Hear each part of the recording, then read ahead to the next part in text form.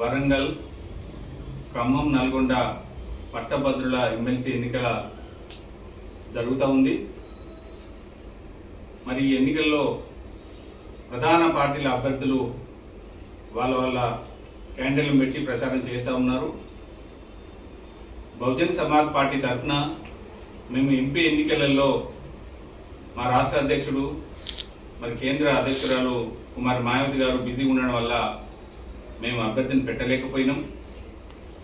అయితే నిన్న రాష్ట్రంలో ఎమర్జెన్సీ రాష్ట్ర కమిటీ మీటింగ్లో మాయావతి గారి అనుమతితోని రాష్ట్ర అధ్యక్షుడు మంద ప్రభాకర్ గారు రాష్ట్ర కమిటీ మొత్తం కూడా అన్ని జిల్లా అధ్యక్షులు ఈ వరంగల్, నల్గొండ, ఖమ్మం పరిధిలో ఉన్న నియోజకవర్గ అధ్యక్షులు, రాష్ట్ర కమిటీ సభ్యులందరి అభిప్రాయం ఏకాభిప్రాయంగా మరి ఒక ఉద్యమకారుడు, బహుజన బిడ్డ, గౌడ సామాజిక వర్గానికి చెందిన నాయకుడు, నిరుద్యోగ సమస్యలపైన నిరుద్యోగుల పట్ల పోరాటం చేసిన పోరాట యోధుడు, మరి అతనే అశోక్ కుమార్ పాలకుడి. మరి అశోక్ కుమార్ గారికి మద్దతు తెలపడానికి రాష్ట్ర కమిటీ ఏకగ్రీవంగా తీర్మానించింది. మరి ఆ విషయం ఇవాళ పత్రికా విలేకరుల సమావేశం పెట్టి మరి ప్రజలందరికీ పట్టభద్రులకు తెలియాల్సిన అవసరం ఉంది కాబట్టి ఈ సమావేశం పెట్టడం జరిగింది. మరి ఈ సమావేశానికి తూర్పు నియోజకవర్గ అధ్యక్షులు జన్ అనిల్ గారు, మరి వర్తన్పేట అధ్యక్షులు సామీల్ గారు, మా ఇతర బీఎస్పీ నాయకులందరూ కూడా కృతజ్ఞతలు. మరి ఈ గ్రాడ్యుయేట్ ఎన్నికలకు అశోక్ కుమార్ పాలకూరి గారికి మద్దతు తెలిపిన రాష్ట్ర అధ్యక్షుల వారికి కూడా నేను కృతజ్ఞత తెలియజేస్తా ఉన్నాను. మరి ఇవాళ పట్టభద్రుల సమస్యల మీద, పట్టభద్రులలో నిరుద్యోగులు ఉంటారు, ఉద్యోగులు ఉంటారు, వ్యాపారం చేసుకునే పట్టభద్రులు ఉంటారు. మరి వీరందరికీ సమస్యలు తెలిసి వీళ్ళ విషయంలో పోరాటం చేసి రేపు చట్టసభలలో మాట్లాడడానికి వీలుగా ఇవాళ అశోక్ కుమార్ గారే అర్హత ఉన్న వ్యక్తి, అనుభవం ఉన్న వ్యక్తి, అన్ని సమస్యలు తెలిసిన వ్యక్తిగా ఇలా బహుజన సమాజ్ పార్టీ భావించి మరి వారికి మద్దతుగా నేటి నుండి ఈరోజు, రేపు, ఎల్లుండి ఎన్నికలు జరిగే వరకు కూడా పిఎస్పీ జిల్లా అధ్యక్షులు, జిల్లా కమిటీ, నియోజకవర్గ కమిటీలు, మండల కమిటీలు అందరూ కూడా వారిని గెలిపించడానికి కంకణబద్దులై మీరు కార్యాచరణలో దిగి వారికే మొదటి ప్రాధాన్యత ఓటు వేయించడానికి మీరు కృషి చేయాలని నేను విజ్ఞప్తి చేస్తా ఉన్నాను. మరి అలా వారి ప్రాధాన్యత క్రమంలో 18వ నంబర్ వచ్చింది. 18వ నంబర్లో ఆయన పేరు అశోక్ కుమార్ పాలకు ఎదురుగా 1వ నంబర్ అని రాసి వదిలిపెట్టినట్టయితే మొదటి ప్రాధాన్యత ఓటు వారికి పడుతుంది.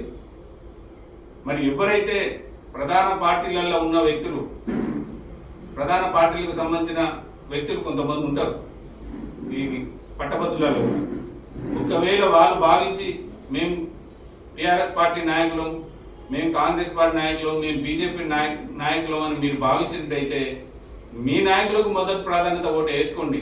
కానీ 2వ ప్రాధాన్యత ఓటు 18వ నంబర్కి ఎదురుగా 2వ నంబర్తో 2వ ప్రాధాన్యత ఓటు కనుక వేసినట్టయితే ఇంకా పట్టభద్రులందరూ కూడా ఏకగ్రీవంగా అశోక్ కుమార్ గారిని గెలిపించిన వాళ్ళు అవుతారు. కాబట్టి ఇవాళ రాజ్యాంగం ఏం చెప్తుందంటే పట్టభద్రులు ఎమ్మెల్సీది, పట్టభద్రుల సమస్యలు తెలిసి పట్టభద్రుల పూర్తిగా వాళ్ళ హక్కులు కాపాడడానికి ఇవాళ ఎన్నో జీవాలు, ఉద్యోగస్తులు కూడా, ఉపాధ్యాయ ఉద్యోగులకు కూడా అనేక జీవాలు వాళ్ళకు గొడ్డలు పెట్టులాగా మారినాయి. మరి ఆ జీవోల మీద మార్చడానికి, వాటి మీద పోరాటం చేయడానికి క్షుణ్ణంగా తెలిసిన వ్యక్తులను మనం పంపాలి. ఇవాళ చట్టసభలలో అడుక్కుంటే రాదు, మనం కొట్లాడితేనే వస్తాయి మన హక్కులు. ఇవాళ అడగంది అమ్మాయినే పెట్టదు. ఇవాళ అధికార పార్టీలో ఉన్న నాయకులు కావచ్చు, ఇప్పుడు మొన్న ఓడిపోయి వెల్లెకిల్లి పడ్డ నాయకులు కావచ్చు, వాళ్ళు ఏం చేయలేరు. ఒక పోరాట స్ఫూర్తితోని అన్ని సమస్యలు తెలిసిన అశోక్ కుమార్ గారికి ఇవాళ బీఎస్పీ పార్టీ మద్దతు ఇవ్వడం గర్వంగా ఉంది. మరి వారి గెలుపు కోసం గెలిపించాలి. బహుజన బిడ్డ రేపు మనతోని ప్రయాణం చేస్తాడు బహుజన ఉద్యమంలో.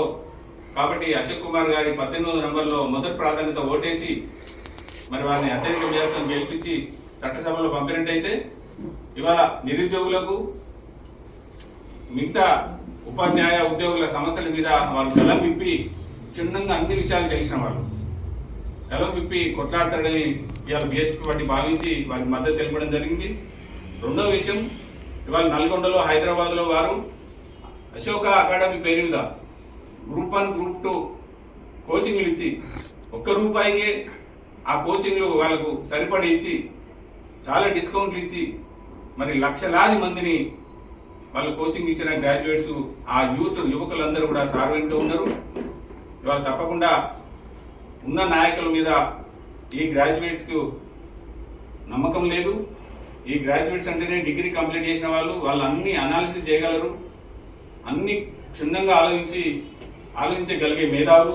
కాబట్టి ఎవరైతే గ్రాడ్యుయేట్స్ యొక్క సమస్యను రేపు ప్రభుత్వం దృష్టికి తీసుకుపోయి ప్రభుత్వం మెడలు వంచి చట్టసభలో చర్చించి చట్టసభలో మిగతా ఎమ్మెల్సీ సభ్యులను మిగతా ఎమ్మెల్యేలను ప్రభుత్వాన్ని ఒప్పించగల సత్తా ఉన్న వ్యక్తిని పంపాల్సిన అవసరం ఉంది. కాబట్టి దానికి అర్హత ఉన్న ఏకైక వ్యక్తి ఇవాళ 52 మంది పోటీ చేస్తా ఉన్నారు. కానీ అన్ని క్షుణ్ణంగా తెలిసి వాళ్ళ కోసం ఉద్యమించి జైలు పోయిన వ్యక్తి మన ఇవాళ అశోక్ కుమార్ గారు.